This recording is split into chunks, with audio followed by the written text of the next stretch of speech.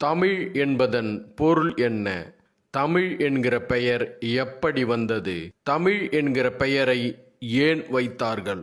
எல்லா கேள்விகளுக்குமான பதில் தமிழ் என்கிற 3 எழுத்திலேயே இருக்கிறது. தமிழ் அதிகாரம் இது உலகத்தின் முதல் அதிகாரம்.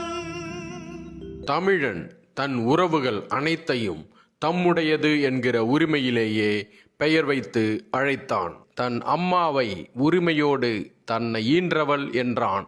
அதிலிருந்தே தாய் என்கிற சொல் பிறந்தது. தாய் என்கிற சொல்லிலிருந்துதான் தாயம் என்கிற சொல்லை வகுத்தான் தமிழன்.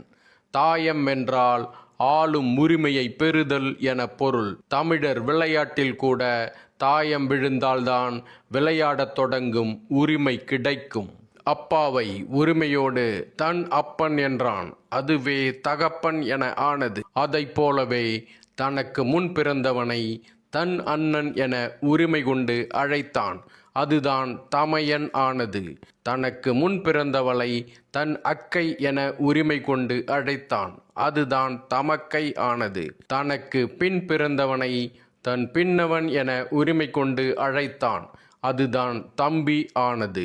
தனக்கு பின் பிறந்தவளை தன் பின்னவள் என உரிமை கொண்டு அழைத்தான். அதுதான் தங்கை ஆனது. இப்படியெல்லாம் உறவுகளையே உரிமை கொண்டாடியவன் தான் பேசிய மொழியை எப்படி உரிமை கொண்டாடாமல் இருப்பான்? அந்த வகையிலேயே தான் பேசிய மொழியை தம்மொழி என உரிமையும் பெருமையும் கொண்டு அழைத்தான். அந்த தம்மொழி என்பதே தமிழ் என ஆனது. தமிழ் என்பது தமிழனின் குருதியில் கலந்திருக்கும் தம்மொழி என்கிற உரிமையில் பிறந்த பெயராகும்.